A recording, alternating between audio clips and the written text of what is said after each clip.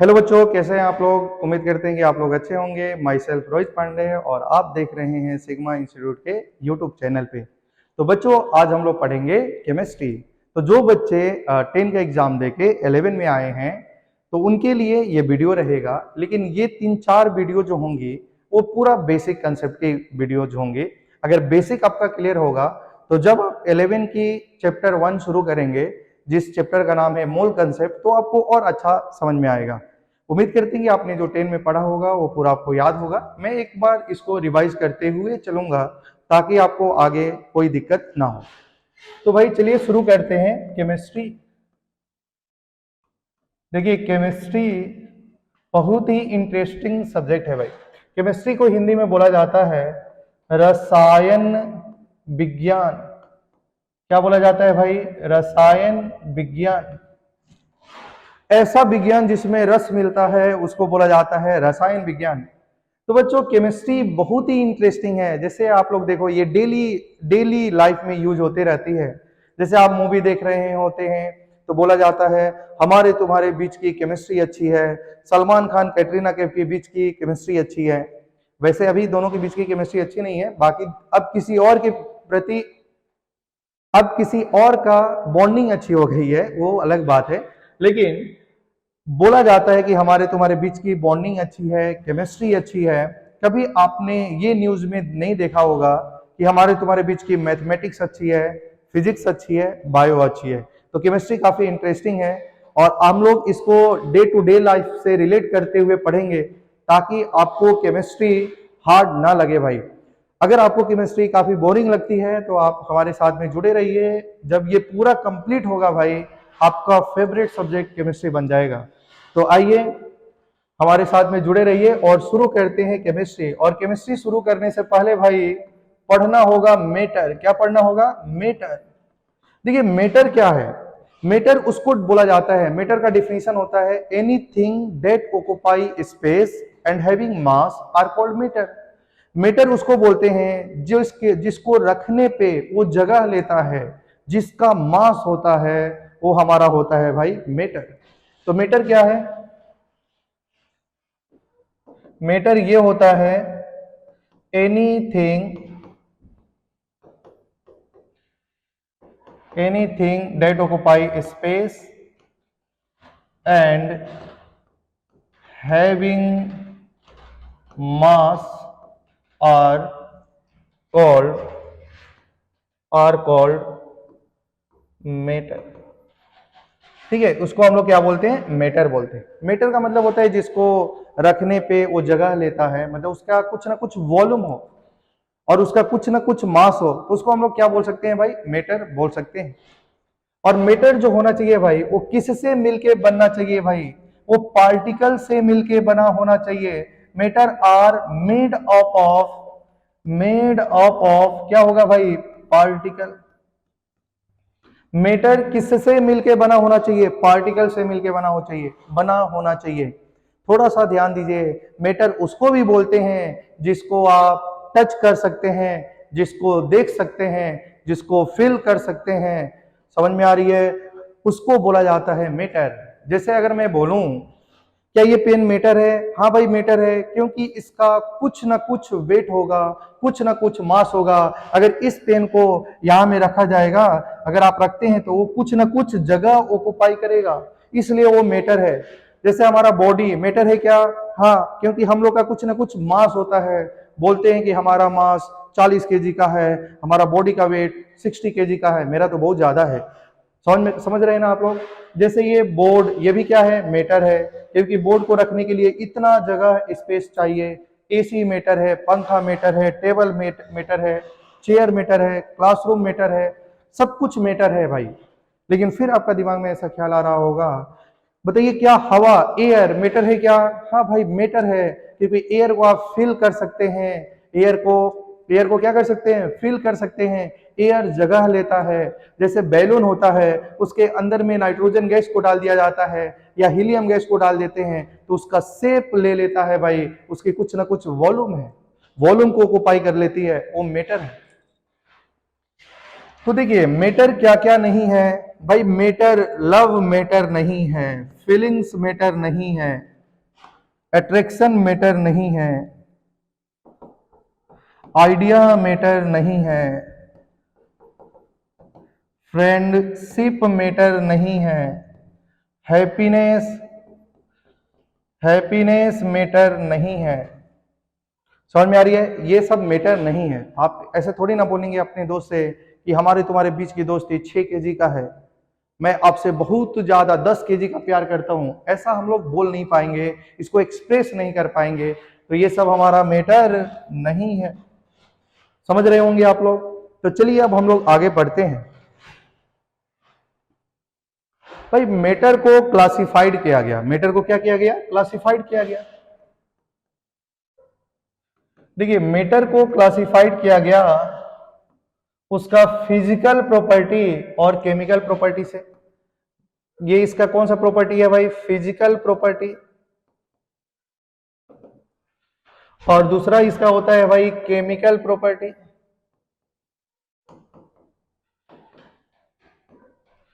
ठीक है, एक होता है फिजिकल प्रॉपर्टी, दूसरा क्या होता है? Chemical property. अच्छा, ये फिजिकल प्रॉपर्टी के आधार पे मैटर को 3 पार्ट में क्लासिफाइड किया गया। एक का नाम सॉलिड, दूसरा का नाम लिक्विड, तीसरा का नाम गैस। केमिकल प्रॉपर्टी के आधार पे ये भी 3 में होंगे, एलिमेंट, कंपाउंड और मिक्सचर। ठीक है भाई, तो फिजिकल प्रॉपर्टी क्या होती है और केमिकल प्रॉपर्टी क्या होती है? तो देखिए भाई, फिजिकल प्रॉपर्टी क्या होती है? जिसका क्या होता है भाई? फिजिकल प्रॉपर्टी उसको बोलते हैं जिसमें उसका कंपोजिशन चेंज नहीं होता है, उसको बोलते हैं फिजिकल प्रॉपर्टी। जैसे आपने देखिए, अगर आपके पास भाई एक पेपर है और पेपर भी किसी पार्टिकल से मिलकर बना होगा, अगर मान लो ये पेपर को अगर आप लोग क्या कर देते हैं भाई, इसको 2 टुकड़ा में कर देते हैं, तो बताइए ये भी जो कंपोजिशन है और इसका भी कंपोजिशन है, दोनों का कंपोजिशन सेम रहेगा, कंपोजिशन चेंज नहीं हुआ। मतलब ऐसा सब्सटेंस जिसका फिजिकल कंपोजिशन चेंज नहीं होता है, उसको बोलते हैं फिजिकल प्रॉपर्टी। क्या बोलते हैं भाई? Physical property.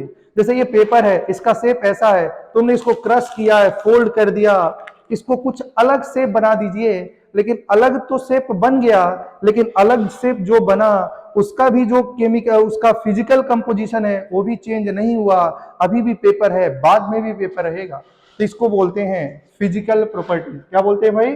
Physical property. Chemical properties क्या होगा भाई? देखिए, केमिकल प्रॉपर्टीज इसको बोलते हैं, जैसे अगर आपके पास पेपर है और आप इसको जला दीजिए भाई, क्या करना है? जला देना है। पहले पेपर है, जलने के बाद वो पेपर नहीं रहेगा, उसका केमिकल्स चेंज हो गया भाई, तो उसका नाम क्या हो जाएगा? Chemical property. समझ में आ रही है? जैसे rusting of iron is an example of chemical changes, उसका केमिकल ही चेंज हो जाता है। तो आयरन में रस्ट होना कौन सी प्रॉपर्टीज है? फिजिकल या केमिकल? तो क्या हो जाएगा भाई? केमिकल। लेकिन मैं बोलूंगा crushing A paper is an example of, तो आप क्या बोलेंगे? Physical property. तो उम्मीद करते हैं कि आप लोग समझ रहे होंगे। तो बताइए, फिजिकल प्रॉपर्टी के आधार पे मैटर को कितना पार्ट में क्लासिफाइड किया गया? 3। कौन कौन सा भाई? Solid, liquid, gas. क्या होता है? Solid, liquid, gas. और केमिकल प्रॉपर्टीज में क्या होता है? Element, compound, mixture. तो 1 बाय 1 हम लोग इसको पढ़ेंगे कि सॉलिड क्या होता है, लिक्विड क्या होता है, गैस क्या होता है, इसके बारे में पढ़ेंगे भाई।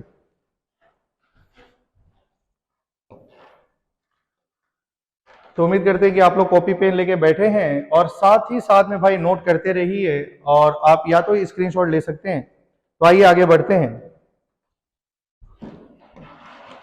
तो जब हमारी फिजिकल प्रॉपर्टीज है, क्या भाई फिजिकल प्रॉपर्टीज, इस फिजिकल प्रॉपर्टीज में हम लोग क्या जानेंगे? सॉलिड, फिर क्या जानेंगे? लिक्विड, सॉलिड, फिर लिक्विड, फिर गैस।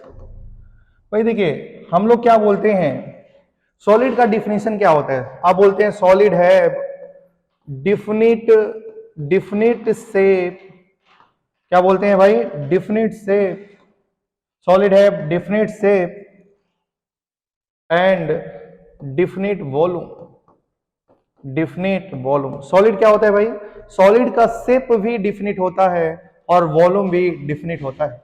लिक्विड में क्या होता है भाई, लिक्विड किसको बोलते हैं, लिक्विड उसको बोलते हैं जिसका डिफिनिट वॉल्यूम होता है। क्या होता है भाई, definite volume but indefinite shape होता है। और गैस को किसको बोलते हैं, indefinite shape and volume, indefinite shape and volume. भाई सॉलिड उसको बोलते हैं जिसका शेप भी फिक्स होता है, जिसका वॉल्यूम भी फिक्स होता है, उसको बोला जाता है सॉलिड। जैसे कि भाई मान लो ये पेन है, ये पेन है सॉलिड, अभी इसका मान लो इसको जगह, इसको रखने के लिए ये कुछ जगह ले रहा है और इसका कुछ ना कुछ मास है। अगर इसको उठा के, अभी इसका शेप ऐसा है, इसका शेप ऐसा है और इसको रखने के लिए कुछ जगह ले रहा है, कुछ वॉल्यूम ले रहा है। अब इसको उठा के कहीं भी लेके दूसरा जगह जाइए, तभी भी उसका मास चेंज नहीं होगा और पहले जितना वॉल्यूम था अभी भी उतना ही रहेगा। मतलब कहने का ये मतलब है कि सॉलिड का कुछ भी चेंज नहीं होता है, सॉलिड का कुछ भी चेंज नहीं होता है। जैसे आप लोग घर में पढ़ाई करते होंगे और आपके पास टेबल चेयर होगा भाई, तो जो टेबल है मान लीजिए वो वुड का है और वो एक सॉलिड है और आपने उसको उठा के दूसरा जगह कर दिया, तो क्या अगर मान लो पहले टेबल को रखने के लिए इतना जगह लग रहा था, तो अगर मान लो एक रूम से दूसरा रूम में शिफ्ट करेंगे तो क्या जगह इतना लगेगा, बिल्कुल भी नहीं। पहले जितना स्पेस ले रहा था अभी भी उतना ही स्पेस लेगा। क्या पहले भारी था बाद में हल्का तो नहीं हो जाएगा ना भाई, नहीं हो पाएगा। तो कहने का मतलब ये है कि सॉलिड का शेप भी क्या होता है, फिक्स होता है और उसका वॉल्यूम भी फिक्स होता है। अच्छा लिक्विड किसको बोलते हैं भाई, लिक्विड उसको बोलते हैं जिसका वॉल्यूम होता है फिक्स। वॉल्यूम क्या होता है भाई, डिफिनिट। जिसका वॉल्यूम होता है डिफिनिट उसको क्या बोला जाता है, लिक्विड। और इनडिफिनिट शेप होता है, जैसे कि मान लो भाई आपने 2 लीटर एक कंटेनर है भाई 2 लीटर का, अब यहां में 2 लीटर आपने वाटर लिया, 2 लीटर क्या लिया, वाटर। अब क्या कर दिया, 2 लीटर वाटर को जग में रखा, तो भाई जग में तो पूरा वॉल्यूम 2 लीटर आ जाएगा, लेकिन जग का शेप का हो जाएगा। थाली में रखेंगे तो थाली का शेप का जैसा हो जाएगा, लेकिन पानी उसमें कितना ही रहेगा, 2 लीटर। समझ में आ रही है। बाल्टी में रखेंगे, बुकेट में रखेंगे तो बुकेट का शेप का जैसा हो जाएगा, लेकिन वॉल्यूम 2 ही लीटर रहेगा। तो कहने का क्या मतलब है कि कंटेनर चेंज करने से शेप अलग अलग हो जाएगा। जिस टाइप का कंटेनर का शेप होगा उसी टाइप का उसका शेप हो जाएगा, लेकिन हर कंटेनर में वॉल्यूम कितना ही रहेगा, 2 लीटर रहेगा। तो उसको हम लोग क्या बोलेंगे भाई, लिक्विड बोलेंगे। तो लिक्विड का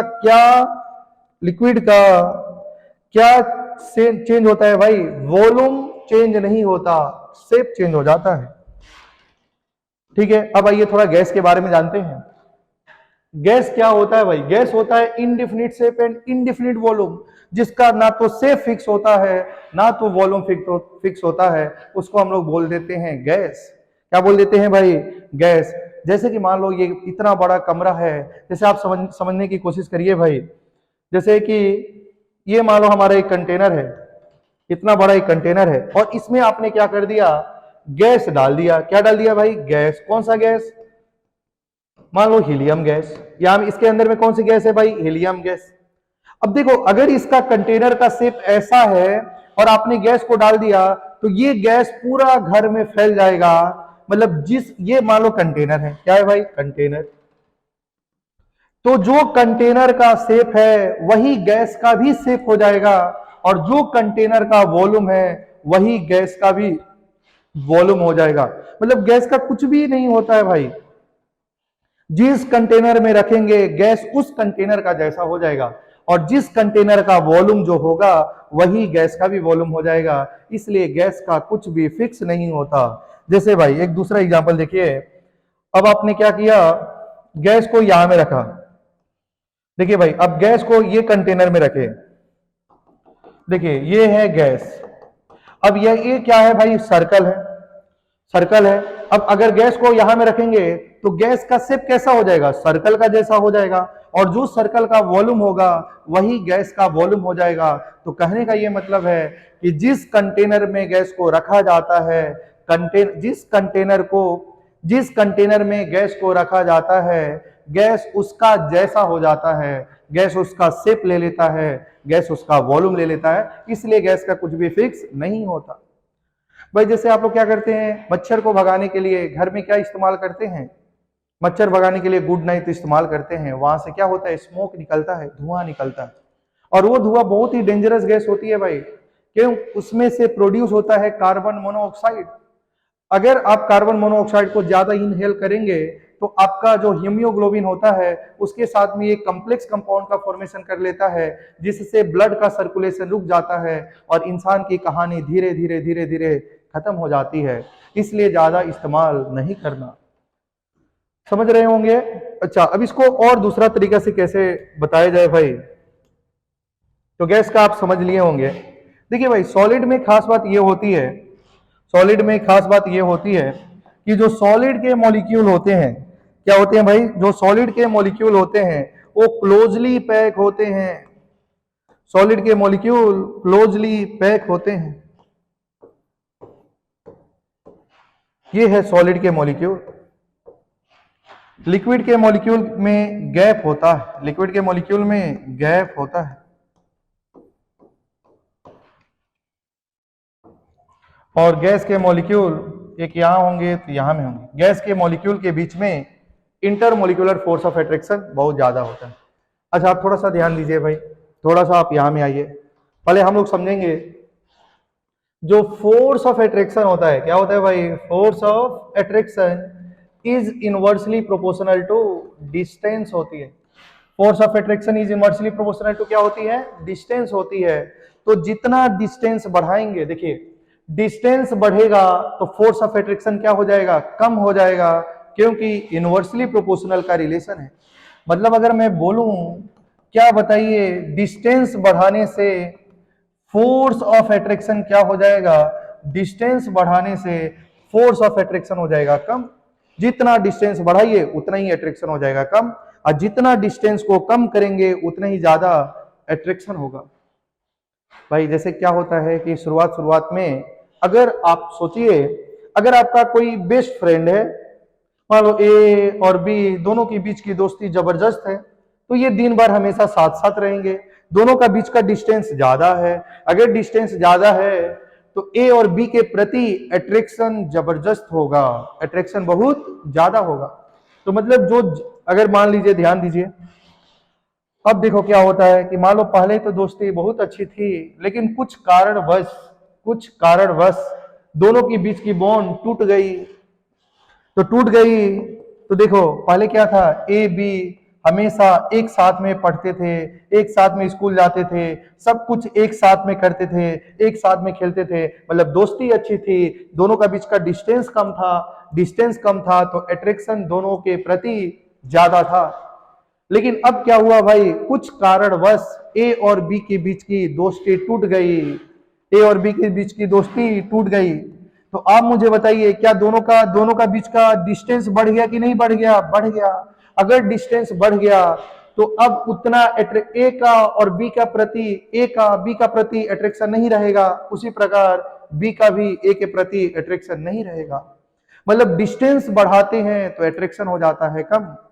तो अगर आप किसी से जितना ज्यादा डिस्टेंस बढ़ाएंगे भाई, उसका अट्रैक्शन उतना ही कम हो जाएगा। इसलिए अभी आपको क्या करना है, दोस्तों के प्रति डिस्टेंस बढ़ाना है, डिस्ट्रैक्ट नहीं होना है। डिस्टेंस बढ़ाएंगे तो अट्रैक्शन होगा कम, अट्रैक्शन कम होगा तो पढ़ाई होगा पूरा फोकस, ठीक है। तो इसलिए आप कंसंट्रेट होकर पढ़ाई कर सकते हैं। अगर ज्यादा लगेंगे दोस्ती करने तो उसमें क्या हो जाता है भाई, अट्रैक्शन बढ़ जाता है।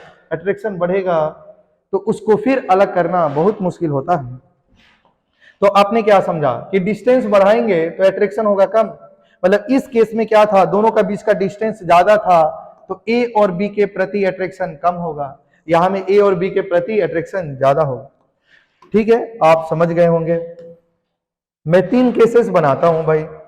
जैसे देखिए यहां में हम लोग 3 केस बनाते हैं।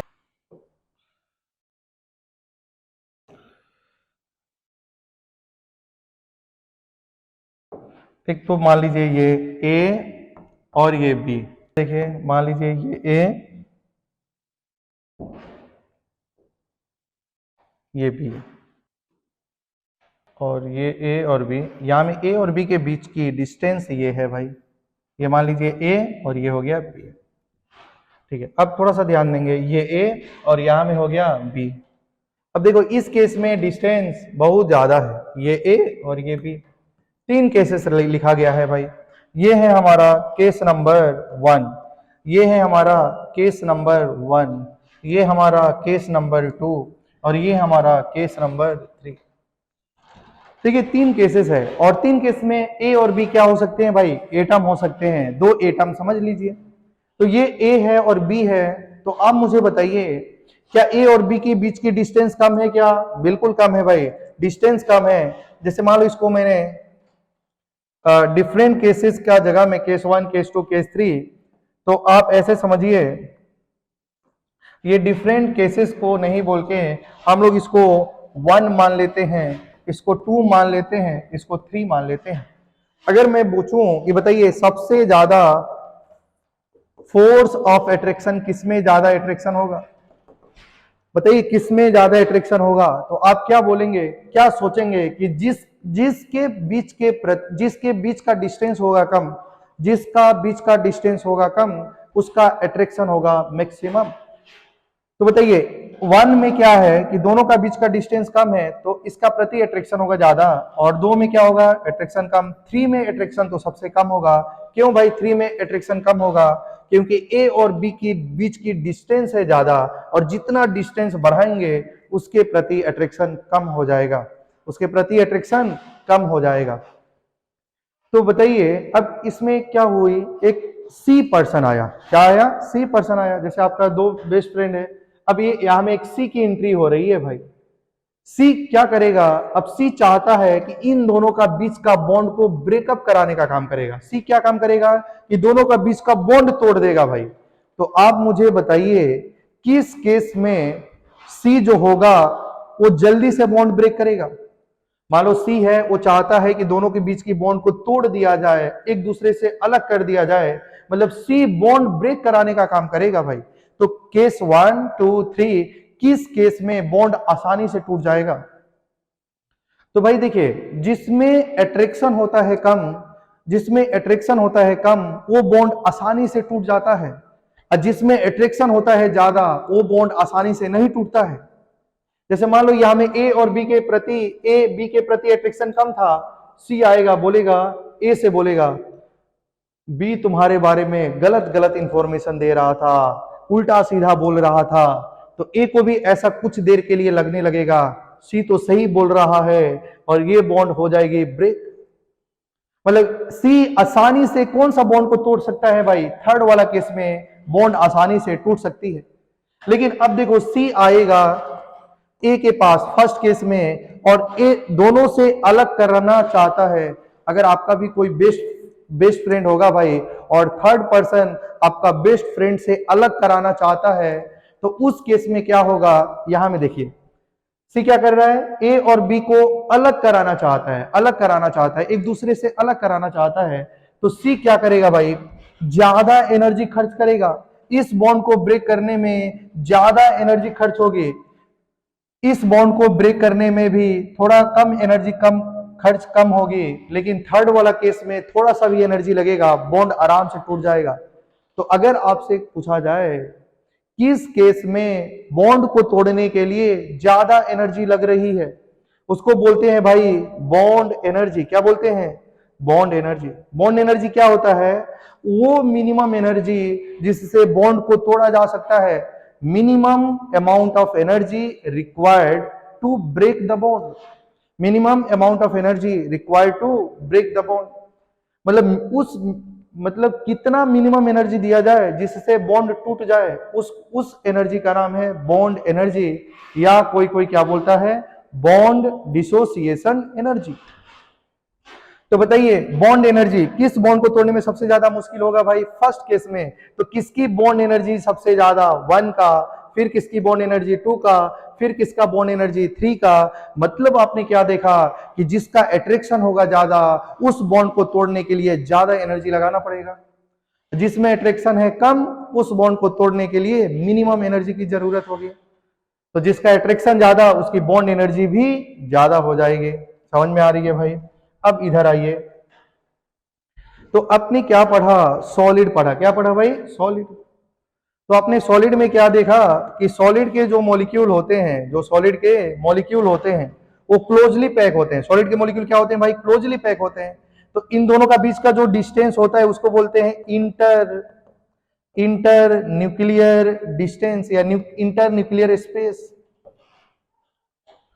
इसमें ये जो गैप है उसको बोलते हैं इंटर न्यूक्लियर स्पेस। ये जो गैप होता है उसको क्या बोलते हैं? इंटर न्यूक्लियर स्पेस या इंटर न्यूक्लियर गैप। तो अगर मैं बात करूं सॉलिड लिक्विड गैस, तो गैस में इंटर न्यूक्लियर गैप ज्यादा है, इसलिए गैस के मॉलिक्यूल के बीच का डिस्टेंस ज्यादा होने का वजह से जो गैस के मॉलिक्यूल होते हैं वो क्या करते हैं भाई? रेंडमली मोशन करते हैं, क्योंकि उनके प्रति अट्रैक्शन है ही नहीं, वो आराम से आवारा के तरह घूमते रहते हैं। जैसे कि हाइड्रोजन गैस को छोड़ेंगे पूरा घर में फैल जाएगा, क्यों? क्योंकि उसके मॉलिक्यूल के बीच में अट्रैक्शन है ही नहीं। और सॉलिड किसमें सबसे ज्यादा अट्रैक्शन है? आप बताइए किसमें सबसे ज्यादा अट्रैक्शन है भाई? सॉलिड के मॉलिक्यूल में अट्रैक्शन है सबसे ज्यादा, क्योंकि सॉलिड के मॉलिक्यूल क्लोजली पैक है, मतलब दोनों का बीच का डिस्टेंस कम है। अगर डिस्टेंस कम होगा तो अट्रैक्शन जबरदस्त होगा, इसलिए कोई भी सॉलिड के मॉलिक्यूल को नीचे गिराते हैं तो नीचे ही रहता है, भागता नहीं है। क्यों नहीं भागता है? क्योंकि उसके मॉलिक्यूल क्लोजली पैक होते हैं। क्लोजली पैक होने के वजह से उसमें फोर्स ऑफ अट्रैक्शन मैक्सिमम होता है। सॉलिड के मॉलिक्यूल में क्या होता है भाई? फोर्स ऑफ अट्रैक्शन मैक्सिमम होता है, एक दूसरे से बंधे होते हैं, इसलिए वो कहीं दूर नहीं भाग सकते। लेकिन लिक्विड के मॉलिक्यूल में थोड़ा गैप होता है। जैसे कि आप लोग सोचो भाई, आपके पास एक गिलास पानी है, नीचे गिरा दीजिए, अपने अपने घर में गिरा दीजिए भाई। जैसे ग्राउंड में आपने क्या करा, एक गिलास पानी को नीचे गिरा दिया, तो देखा पानी कुछ दूर तक फैलेगा, पानी कुछ दूर तक फैलेगा। ये नहीं होगा कि पूरा घर में पानी फैल जाएगा, ऐसा नहीं होगा, कुछ दूर तक फैलेगा। क्यों फैलेगा भाई? क्योंकि बताइए दोनों का मॉलिक्यूल के बीच में कुछ क्या है? डिस्टेंस है। अगर डिस्टेंस कम है तो अट्रैक्शन, मतलब डिस्टेंस सबसे ज्यादा, आप मुझे बताइए, अगर मैं बात करूं सॉलिड लिक्विड गैस में, तो डिस्टेंस सबसे ज्यादा किसमें? गैस में। फिर किसमें? लिक्विड में। फिर किसमें? सॉलिड में। तो किसमें सबसे ज्यादा अट्रैक्शन होगा? सॉलिड में। फिर किसमें? लिक्विड में। फिर किसमें? गैस में। गैस में अट्रैक्शन निग्लेजिबल है। तो लिक्विड में क्या होता है कि गैप होता है, इसका वजह से अट्रैक्शन होती है। लिक्विड के मॉलिक्यूल और लिक्विड के मॉलिक्यूल के बीच में अट्रैक्शन होती है। उस अट्रैक्शन का वजह से, जैसे आपने पानी नीचे गिरा दिया भाई, यहां से पानी नीचे गिर गया, तो वाटर के मॉलिक्यूल एक दूसरे के मॉलिक्यूल को, ये वाटर का मॉलिक्यूल इस वाटर मॉलिक्यूल को पकड़ेगा, ये वाटर के मॉलिक्यूल इस वाटर के मॉलिक्यूल को पकड़ेगा, मतलब इसके बीच में कुछ ना कुछ फोर्स ऑफ अट्रैक्शन होता है। जैसे आप आगे क्लास में जाएंगे, केमिकल बॉन्ड पढ़ाया जाएगा तो बताया जाएगा, वाटर के मॉलिक्यूल में होता है हाइड्रोजन बॉन्ड। एक वाटर के मॉलिक्यूल वाटर के 4 मॉलिक्यूल को पकड़ के रखता है, इसलिए पानी पूरा घर में नहीं फैल पाता है, क्योंकि कुछ ना कुछ क्या है भाई? अट्रैक्शन है। लेकिन गैस के मॉलिक्यूल में देखिए, एक मॉलिक्यूल यहां में है तो दूसरा मॉलिक्यूल बहुत दूर में है, जिसका वजह से दोनों का बीच का डिस्टेंस क्या है? ज्यादा है। और डिस्टेंस ज्यादा है तो अट्रैक्शन क्या हो जाएगा? कम हो जाएगा। अगर अट्रैक्शन है ही नहीं, इसलिए गैस के मॉलिक्यूल रेंडमली मोशन करते रहता है। तो अभी आपको क्लियर हो रहा होगा कि किसमें सबसे ज्यादा अट्रैक्शन होता है? सॉलिड में। फिर किसमें सबसे ज्यादा अट्रैक्शन? सॉलिड। फिर किसमें? लिक्विड। सबसे कम गैस में। अगर मैं बोलूं भाई, थोड़ा सा यहां में ध्यान दीजिए, इधर इधर ध्यान दीजिएगा भाई। तो अगर बात किया जाए फोर्स ऑफ अट्रैक्शन, किसका बात किया जाए भाई? फोर्स ऑफ अट्रैक्शन, तो सबसे ज्यादा किसका? सॉलिड। फिर लिक्विड। फिर किसका? गैस का। फिर अगर बात किया जाएगा बॉन्ड एनर्जी, किसकी बात किया जाएगा भाई? Bond energy. तो सबसे ज्यादा बॉन्ड एनर्जी किसका? क्योंकि सॉलिड के मॉलिक्यूल में अट्रैक्शन सबसे ज्यादा है, इसलिए इस मॉलिक्यूल को एक दूसरे से अलग करने के लिए ज्यादा एनर्जी देना पड़ेगा। तो बॉन्ड एनर्जी किसका सबसे ज्यादा? Solid, liquid, gas. जैसे आप पानी पीते हैं भाई, लिक्विड तो है, क्या उसके अंदर में कुछ खाली जगह दिखाई देता है क्या? नहीं भाई, नहीं दिखाई देता है। जैसे स्विमिंग करते हैं भाई, अगर उसका अंदर में गैप नहीं है तो आप कैसे स्विमिंग कर पाते हैं, कैसे पानी को हटा पाते हैं? नहीं हटा पाते अगर जगह नहीं होता तो। ये कंफर्म करता है कि ये कंफर्म करता है भाई कि लिक्विड के अंदर में खाली जगह होता है। जैसे दूसरी कंडीशन क्या कर सकते हैं, अब घर में जाइए और शुगर का पार्टिकल को लीजिए, घर में जाइए शुगर का 4-5 पार्टिकल लीजिए। अब आप सोचिए कि आपके पास एक ग्लास है, क्या है भाई? एक ग्लास है और पूरा पानी भरा हुआ है, पूरा पानी भरा हुआ है, और आप इसमें कोई भी ऑब्जेक्ट को डालेंगे तो क्या बताओ उतना पानी वो बाहर हो जाएगा कि नहीं हो जाएगा? हो जाएगा। मतलब आप कोई भी ऑब्जेक्ट को, पूरा फुल वाटर है भाई, फुल ग्लास ऑफ वाटर है, उसका अंदर में ये पेन को रखेंगे तो पेन इस वाटर के अंदर में जितना जगह लेगा, जितना इसकी वॉल्यूम होगी, उतना वाटर तो डिस्प्लेस हो जाएगा, आर्किमिडीज प्रिंसिपल। उसी के अकॉर्डिंग अगर मान लो हमारे पूरा फुल ग्लास ऑफ वाटर है, ठीक है, हमने शुगर के, या में बहुत सारा शुगर का पार्टिकल था, मैंने शुगर का एक पार्टिकल लिया, इस ग्लास में डाल दिया, देखा पानी तो बाहर नहीं आया, दूसरा पार्टिकल को डाला, ये भी बाहर नहीं आया। तो कहने का मतलब ये है कि इस लिक्विड के अंदर में कुछ ना कुछ खाली जगह होंगी, जो शुगर का पार्टिकल उस खाली जगह में जाके डिजोल्व हो जा रहा है। समझ रहे होंगे ना? तो आज हम लोग पढ़ रहे थे मेटर, जिसमें उसका फिजिकल प्रॉपर्टीज के बारे में बताया गया था। तो नेक्स्ट क्लास में हम लोग पढ़ने वाले हैं उसकी केमिकल प्रॉपर्टीज के बारे में, जिसमें हम लोग पढ़ेंगे एलिमेंट, कंपाउंड और मिक्सचर। तो बच्चों आज के लिए इतना ही, मिलते हैं नेक्स्ट वीडियो में, तब तक के लिए ऑल द वेरी बेस्ट।